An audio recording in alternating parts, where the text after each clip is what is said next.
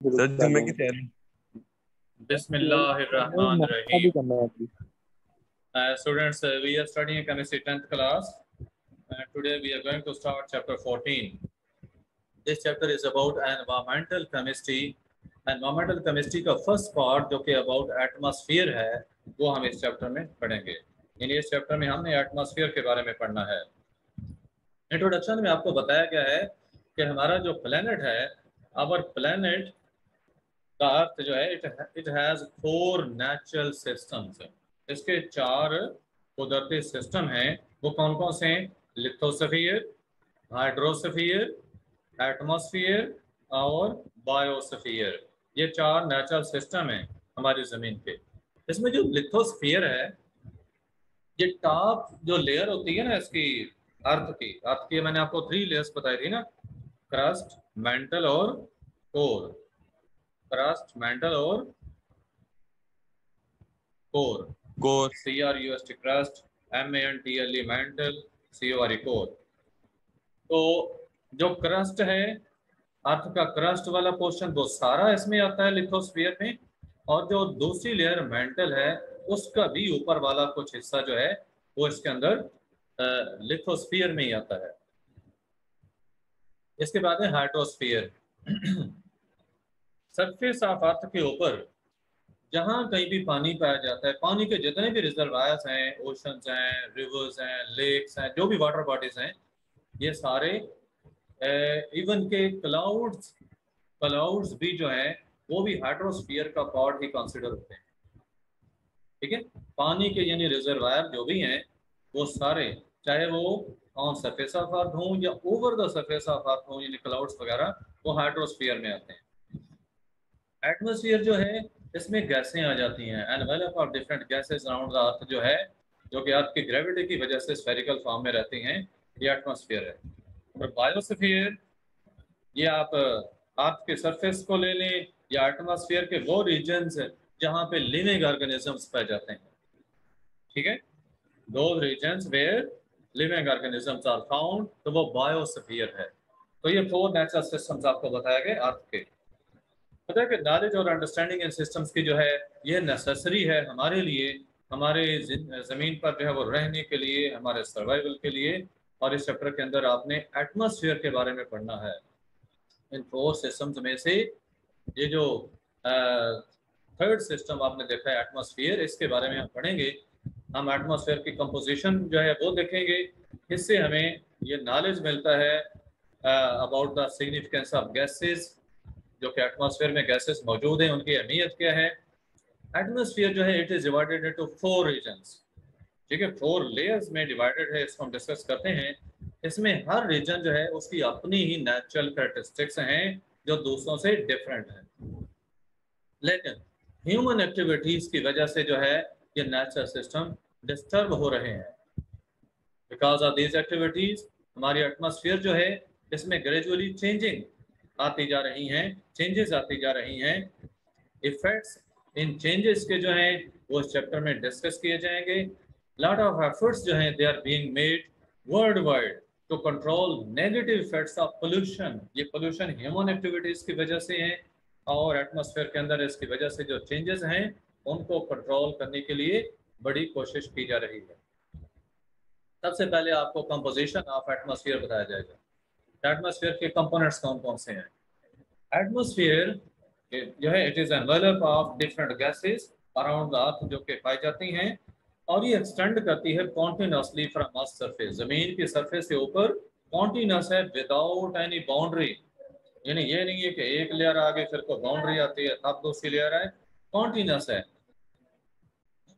तकरीबन 99% एटमॉस्फेरिक मास जो है it lies with in 30 kilometres of the surface.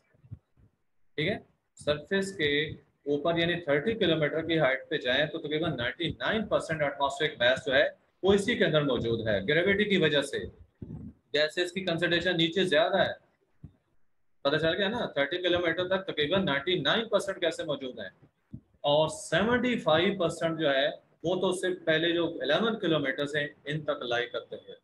Atmospheric gases का मास जो है, अगर सरफेस आबाद से ऊपर आप 11 किलोमीटर की हाइट तक जाएं तो तकरीबन 75% गैसेस मैस इसी रीजन में लाई करता है। आप देखें कि नाइट्रोजन जो है वो 78% तकरीबन है, ऑक्सीजन 21% तक आ जाती है, आर्गन ये तकरीबन 1% कह सकते हैं, 0.93% है, और कार्बन डाइऑक्साइड 0.03%। ये कंपोजिशन है एटमॉस्फेयर की। जनरल इंफॉर्मेशन कुछ आपको बताई जा रही है। सनलाइट का बताया कि इसकी शॉर्ट वेवलेंथ होती हैं, वेवलेंथ की रेडिएशंस होती हैं। सूरज से जो रेडिएशंस आती हैं इनकी वेवलेंथ क्या होती है, शॉर्ट होती है।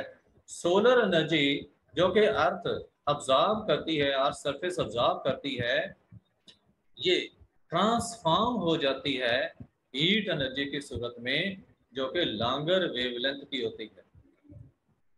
देखें शॉर्टर वेवलेंथ की रेडिएशंस थी जो नीचे आई हैं, जमीन ने अब्जॉर्ब किया सरफेस ऑफ अर्थ ने, और अब्जॉर्प्शन के बाद जो री रेडिएट होती हैं रेस, उनकी वेवलेंथ ज्यादा होती है, और ये होती हैं infrared radiations.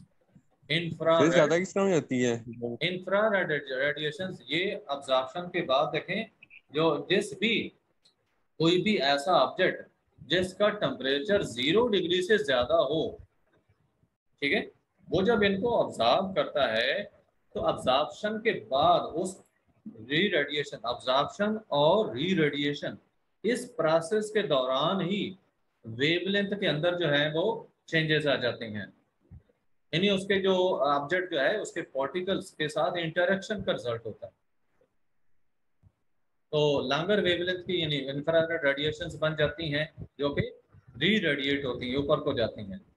On the average there is total 32% reflection of light, यानी जितनी रेडिएशंस नीचे आई थी 32% रिफ्लेक्ट होती हैं, उनमें से 6% जो है they are reflected from the earth surface, और जो 26% है वो रिफ्लेक्ट होती हैं back into the space because of clouds, gases and dust particles जो कि हवा में मौजूद हैं। ठीक है, क्लाउड्स, गैसेज या डस्ट पार्टिकल जो हवा में, इनकी वजह से 26% रिफ्लेक्शन होती है, और बाकी अर्थ सरफेस से 6% जो है वो रिफ्लेक्शन होती है। टोटल 6 + 26 32% हो गई, और 18% सनलाइट जो है ये अब्जॉर्ब हो जाती है एटमॉस्फेरिक गैसेस के अंदर। एटमॉस्फेरिक गैसेस इसको 18% हीट को अब्जॉर्ब कर लेती हैं। जो रिमेनिंग 50% है it reaches the earth and is absorbed by it. ठीक है, बाकी 50% अर्थ अब्सॉर्ब करती है। This energy is radiated as heat energy of longer wavelength which is absorbed by water vapours and carbon dioxide in atmosphere. कि जमीन ने जो 50% absorb की थी वो जमीन से वापस री रेडिएट होती है इंफ्रारेड रेडिएशंस की सूरत में, और हवा में जो वाटर वेपर्स या कार्बन डाइऑक्साइड होती है ये अब्जॉर्ब करते हैं इन इस हीट को, इन रेडिएशंस को। इवन मीथेन का भी याद रखें, वो भी, ये सारी ग्रीन हाउस गैसेस कहलाती हैं। मीथेन है, वाटर वेपर्स हैं, कार्बन डाइऑक्साइड है, इवन नाइट्रोजन के ऑक्साइड्स को इसमें इंक्लूड किए जाते हैं। तो ये गैसें ग्रीन हाउस गैसें हैं, ये फिर ऐसे हीट को अब्जॉर्ब कर लेते हैं।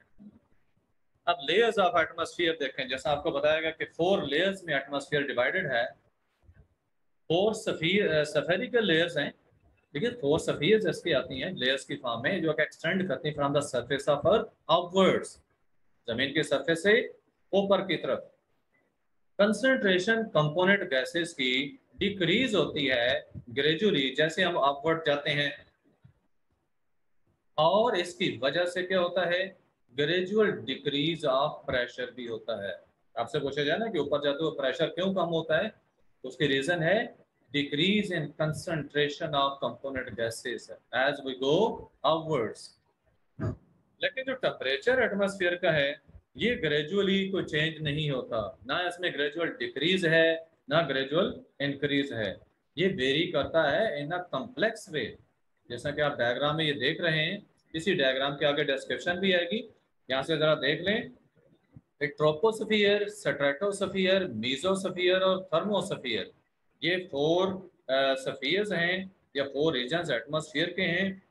ट्रोपोस्फियर में देखें टेम्परेचर 17 डिग्री सेंटीग्रेड से कम होता होता -58 तक जाता है, -58 तक। फिर उसके बाद ट्रोपोस्फियर में ये दोबारा इंक्रीज होना शुरू हो जाता है और बढ़ता बढ़ता 2 डिग्री सेंटीग्रेड तक जाता है। ओजोन लेयर, अभी डिस्क्रिप्शन में भी आएगी बात, ये स्ट्रेटोस्फीयर में लाई करती है 25 से 30 किलोमीटर तक। उसके बाद मेसोस्फीयर का रीजन आता है, उसमें टेम्परेचर अगेन डिक्रीज होता है 2 डिग्री से -93 डिग्री सेंटीग्रेड तक, और ये 85 किलोमीटर तक एक्सटेंड करती है। स्ट्रेटोस्फीयर आपने देखा ये 50 किलोमीटर तक जाती है, और जो थर्मोस्फीयर है उसमें टेम्परेचर फिर मुसलसल इंक्रीज होता जाता है 85 किलोमीटर अबव, यानी उससे अबव जो है ये सारी थर्मोस्फीयर है। तो ये आपको थोड़ा सा मैंने ब्रीफ टेम्परेचर में किया। वेरिएशंस क्यों आ रही है? देखिए इसमें कॉम्प्लेक्स वेरिएशंस है रेडिएशंस की वजह से। अभी आपको थोड़ा सा आगे डिस्कस किया जाता है ये रीजन्स के बारे में, इसके रीजन्स को थोड़ा सा एक्सप्लेन किया जाएगा। 4 रीजन्स एटमॉस्फेयर के पहले थोड़ा सा देख लें। टेम्परेचर वेरिएशन की बेस पे एटमॉस्फेयर को इन 4 रीजन्स में डिवाइड किया गया है। वैसे देखें टेम्परेचर डिक्रीज होता है from 17 degree to -58 degree centigrade regularly in the lowest layer जो कि ट्रोपोस्फियर थी, एक्सटेंडिंग अप टू 12 किलोमीटर। ये जो आपने लेयर देखी है ट्रोपोस्फियर, ये कहाँ तक है? 12 किलोमीटर की हाइट तक है सरफेस ऑफ अर्थ से लेकर। इसमें टेम्परेचर -58 डिग्री सेंटीग्रेड तक कम हुआ है। दिस लेयर ऑफ एटमॉस्फेयर बताया कि इज कॉल्ड, तो उसके बाद जो सर ये बात टेम्परेचर है दोबारा बता दें। वो रीजन्स में जो आपको बताया जा रहा है ना कि टेम्परेचर वेरिएशन की बेस पे एटमॉस्फेयर को किस में डिवाइड किया गया? 4 रीजन्स में। अब ये जो टेम्परेचर पहले आपने देखा 17 टू -58 तक है, ये लोएस्ट लेयर के अंदर आया है जो कि 12 किलोमीटर तक है हाइट तक। इसको कहते हैं ट्रोपोस्फियर। ये पहली लेयर थी ट्रोपोस्फियर। टेम्परेचर वेरिएशन क्या हुई है? 17 से -58। ये यहाँ से देख लें 17 से लेकर -58 तक, और ये 12 किलोमीटर की हाइट तक है। इसको कहते हैं ट्रोपोस्फियर। ट्रोपोस्फियर क्लियर है?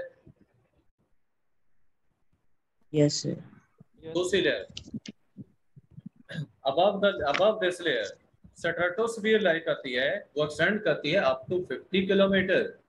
ये देखें ये 50 किलोमीटर तक, ये जो डॉटेड लाइन लगी हुई है ये इसी को शो कर रही है, ये वाली डॉटेड लाइन, ठीक है। ये स्ट्रेटोस्फियर की हाइट 50 किलोमीटर तक शो की। इन दिस लेयर बताया कि टेम्परेचर राइज होता है अप टू 2 डिग्री सेंटीग्रेड। ये आप देख रहे हैं ना कि टेम्परेचर जो है इसमें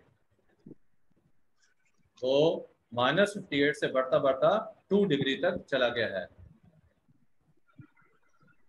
beyond the stratosphere lies the mesosphere, ठीक है, उसके ऊपर मेसोस्फियर है कवरिंग अप टू 85 किलोमीटर, और उसमें टेम्परेचर डिक्रीज होता हुआ -93 तक जाता है। ये देख लें ये 50 किलोमीटर से ऊपर 85 किलोमीटर तक, और टेम्परेचर 2 डिग्री से कम होता होता -93 डिग्री सेंटीग्रेड तक गया है। ये मेसोस्फियर है। बियॉन्ड 85 किलोमीटर थर्मोस्फियर लाई करती है, उसमें टेम्परेचर जो है it goes on increasing upwards. इस थर्मोस्फियर में टेम्परेचर ऊपर को मुसलसल बढ़ता जाता है। आगे आपको कैरेक्टरिस्टिक्स इनकी इन्हीं 4 रीजन्स की जो है वो बताए गए हैं। यही चीजें जो हम डिस्कस कर चुके हैं। देखिए ट्रोपोस्फियर की हाइट क्या थी? 0 से 12। टेम्परेचर वेरिएशन क्या? 17 टू -58 डिक्रीज हुआ।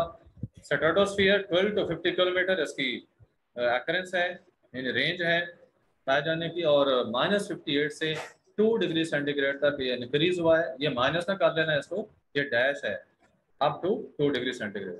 फिर मेसोस्फियर 50 से 85 किलोमीटर तक एक्सटेंड करती है ये लेयर, और टेम्परेचर वेरिएशन 2 डिग्री से कम होते होते -93 तक कम हुआ। फिर थर्मोस्फियर है 85 से 120 किलोमीटर तक तकरीबन ऊपर जाती है, और इसमें टेम्परेचर -93 से मुसलसल इंक्रीज होता जाता है। ये टेम्परेचर वेरिएशंस क्लियर हैं चारों लेयर्स की? Yes sir. आगे आपको जो पहली 2 लेयर्स हैं ट्रोपोस्फियर और स्ट्रेटोस्फियर, इन 2 के अंदर टेम्परेचर वेरिएशंस की रीजंस को एक्सप्लेन किया जा रहा है। बताया कि द मेजर कॉन्स्टिट्यूएंट्स हैं ट्रोपोस्फियर के वो नाइट्रोजन और ऑक्सीजन गैसेस हैं, जैसे आप कंपोजिशन में भी देख चुके हैं। नाइट्रोजन जो है वो कितनी थी? 78%, और जो ऑक्सीजन है वो 21%। ये मेजर कंस्टिट्यूएंट्स कराते हैं, अभी शॉर्ट क्वेश्चन में भी आपसे पूछे जाएंगे। These two gases comprise 99% by volume। देखिए 78 प्लस 21 99% हो गया एटमॉस्फेयर का। बताया कि अगरचे के कंसंट्रेशन कार्बन डाइऑक्साइड के और वाटर वेपर्स की नेग्लिजिबल है एटमॉस्फेयर में, बहुत कम है, फिर भी ये इंपॉर्टेंट रोल प्ले करती हैं in maintaining temperature of atmosphere.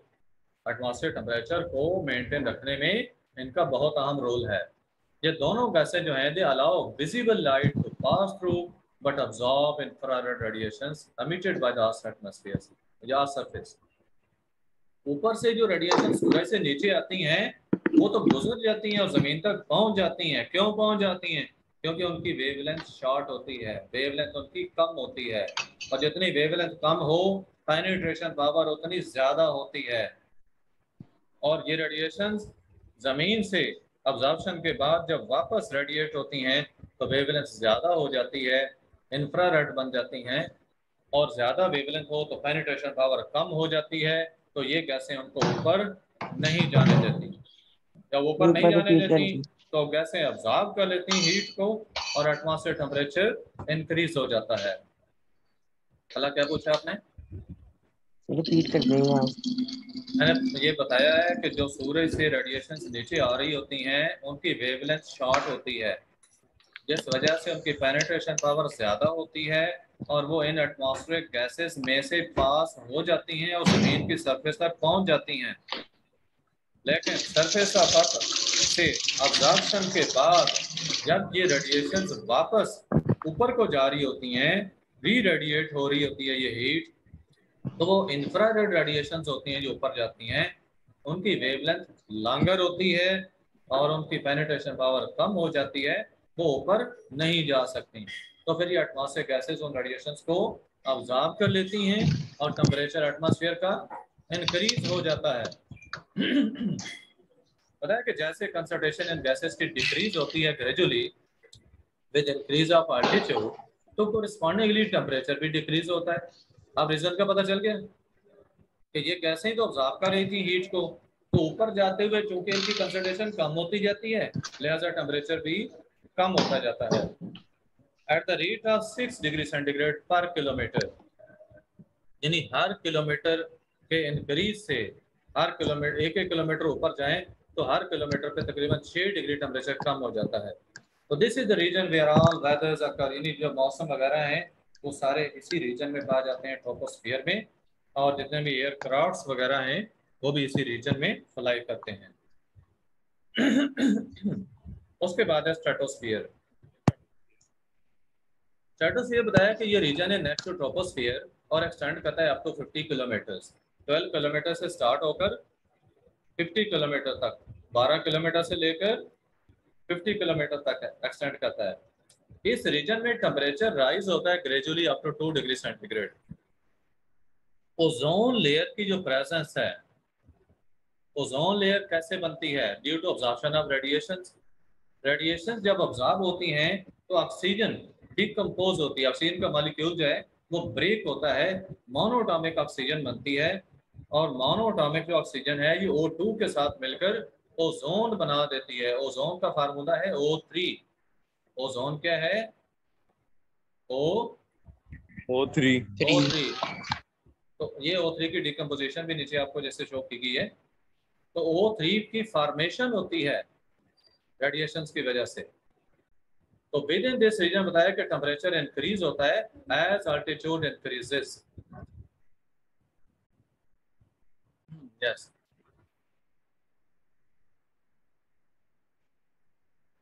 This region हाँ जी, इसमें ओजोन फॉर्मेशन की मैंने आपको बात की, तो आपको बताया गया कि within this region temperature increases as altitude increases, such as lower layer temperature जो है ये तकरीबन -58 डिग्री सेंटीग्रेड है और अपर लेयर जो है वो 2 डिग्री सेंटीग्रेड है। पता है कि इससे जो स्ट्रेटोस्फीयर है it is layered in temperature. ठीक है, इसमें टेम्परेचर की डिफरेंट लेयर्स आती हैं।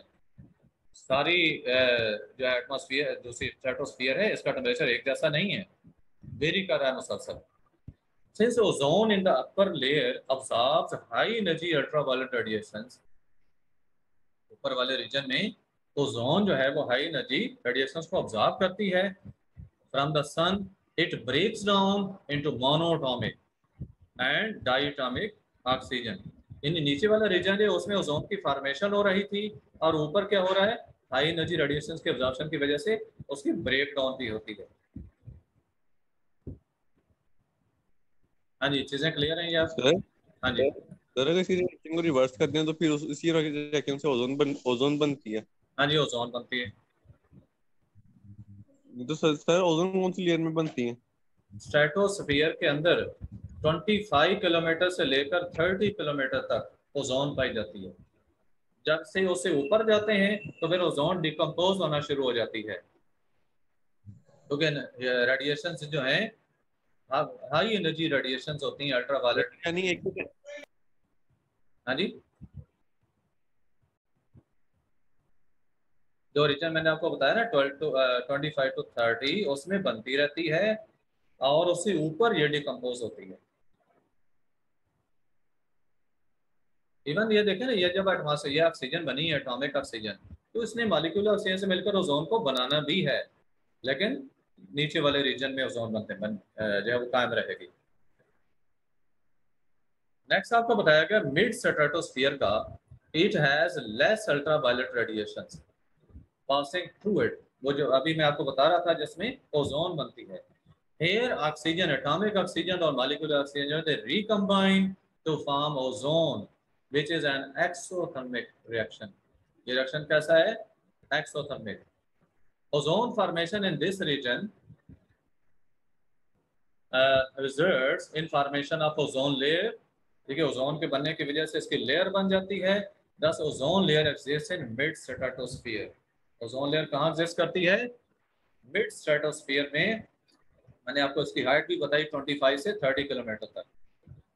इसकी फॉर्मेशन आपको शो की गई. लोअर स्ट्रेटोस्फीयर जो है it receives very low ultraviolet radiations. दस मोनोटॉमिक ऑक्सीजन जो है it is not found here and ozone is not form here.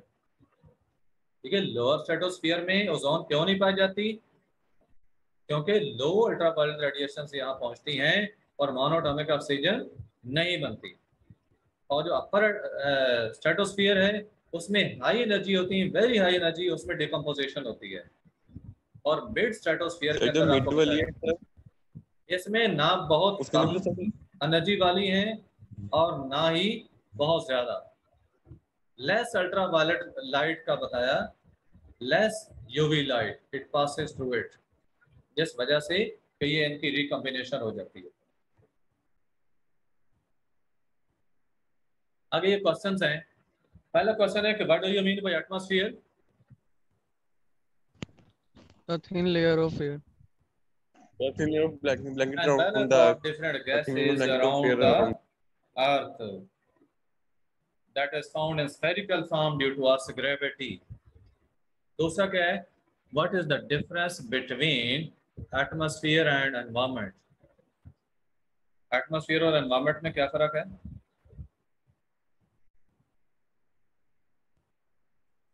The environment is a place where no oxygen lives and operates. देखिए, atmosphere तो अभी आपको ऊपर बता दिया गया ना कि develop of different gases around the earth.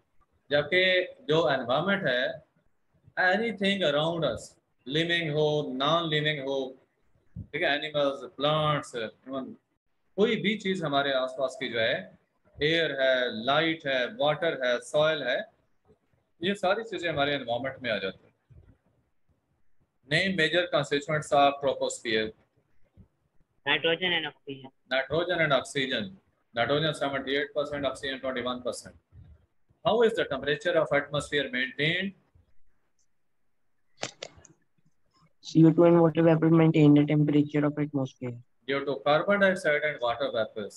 देखिए मेजर जो ग्रीन हाउस गैसेस हैं, वैसे तो मैंने बताया ना मीथेन भी होती है, नाइट्रोजन के ऑक्साइड्स भी हैं, लेकिन मेजर ये दो ही हैं, वाटर वेपर्स और कार्बन डाइऑक्साइड. ये अब्सॉर्ब करती हैं हीट को. अच्छा, पांचवा, where does the ozone layer exist? Mid of stratosphere. In the mid stratosphere, extending from 25 25 kilometer to 30 kilometer. from the Earth's surface. Why is the temperature of upper stratosphere higher? Due to ultraviolet radiations. Ozone. ozone layer. Ozone layer is found there with that absorbs high energy radiations, ultraviolet radiations. Yes, sir. ठीक है, आपका आज का topic यहीं तक रखें. आपका कोई क्वेश्चन है तो पूछ सकते हैं. Any student with any question? At the same time sir ozone layer decompose भी हो रही है, at the same time ozone layer regenerate भी हो रही होती है. अपर स्ट्रेटोस्फीयर में डिकम्पोज हो रही है और मिड स्ट्रेटोस्फीयर में जो एटॉमिक ऑक्सीजन है वो रिकम्बाइन होती है मॉलिक्यूलर ऑक्सीजन के साथ और ओजोन लेयर बन रही होती है. हाँ जी, आगे चलें. और क्वेश्चन? तो बस यही पूछना था. कल आपका लेसन होगा, इसलिए सब बच्चे अटेंड करें क्लास. और इसमें हमने ये चैप्टर तकरीबन हो सकता है वाइंड अप हो जाए. अगर रह गया तो वो नेक्स्ट डे हो जाएगा.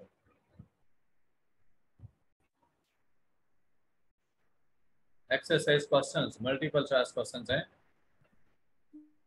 Put tick on the correct answer. ये सर्कल करें जो सही आंसर है. पहला, carbohydrates are synthesized by plants through photosynthesis process which requires the following except. हाँ जी, क्या क्या चीज चाहिए? कार्बन डाइऑक्साइड, वाटर चाहिए, सनलाइट भी चाहिए, ऑक्सीजन चाहिए नहीं. No, sir. वो सही ऑप्शन आ गया क्योंकि क्लोरोफिल भी चाहिए. पहले में सही ऑप्शन. दूसरा, which of the following is a disaccharide? हाँ जी, ग्लूकोज, फ्रुक्टोज. हाँ जी, ग्लूकोज जो है वो मोनोसैकराइड है, फ्रुक्टोज भी मोनोसैकराइड है, सुक्रोज डाइसैकराइड है, स्टार्च जो है वो पॉलीसैकराइड है. तो सुक्रोज आएगा. थर्ड, फोटोसिंथेसिस प्रोसेस प्रोड्यूसेस क्या प्रोड्यूस होता है? ग्लूकोज बनता है. D option. Which of the following is tasteless? हाँ जी, Fructose. तो starch. A Sucrose. Starch A option. Sucrose तो चीनी होती है, चीनी का टेस्ट होता नहीं है. Fifth point, when glucose and fructose combine, they produce Sucrose. sucrose. C option. Glucose is dash. हाँ जी. Pentahydroxyaldehyde. Yes, pentahydroxyaldehyde. C option correct. सातवां, thousands of the amino acids polymerized to form protein. proteins. B option correct. Which of the following is a triglyceride? Lipid. Lipid. C option correct है. Ninth point, enzymes are proteins which have the following properties except. पढ़कर बताएं. Sir B. Sir B. Yes, they are highly non-specific. जो कहा ये गलत है क्योंकि enzymes जो हैं वो specific होते हैं. 10th point. Which one of the following vitamins is Vitamin C. water soluble? C. Vitamin C. Vitamin C. Okay, B option. 11. Which one of the following vitamins is fat soluble? D option. All of these. यानी ये सारे ही fat जो है वो fat soluble है. 12 point. Which of the one of the following is not a characteristic of monosaccharide? हाँ जी. वो white crystalline solid.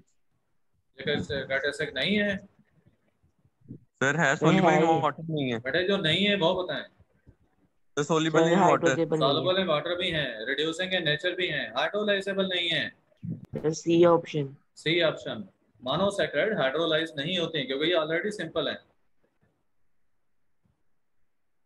13th point. पहले 12 हो गया ना. 13. Which one of the following statements about glucose and sucrose is incorrect? They are soluble in water. They are naturally occurring. They are carbohydrates. They are disaccharides. The disaccharides. Disaccharides. ये incorrect है क्योंकि glucose monosaccharide है. Glucose monosaccharide है. Which one of the following is reducing sugar? Say glucose. Glucose is reducing sugar. Okay. A option. 15. The most important oligosaccharide is Say glucose. no sucrose. A option. Sucrose जो glucose और fructose का मिलने से बनती है। 16 night blindness is because of Vitamin A. A option. Organic compounds used as drugs to control bleeding are The proteins. proteins. B option. Deficiency of vitamin E causes जी देखे बताएं। Anemia in babies. Yes, anemia in babies. Anemia. Red blood cells जो हैं वो bast हो जाते हैं। 19. Lipids are macromolecules. They have characteristics except one of the following. हाँ जी। Option C. Oh.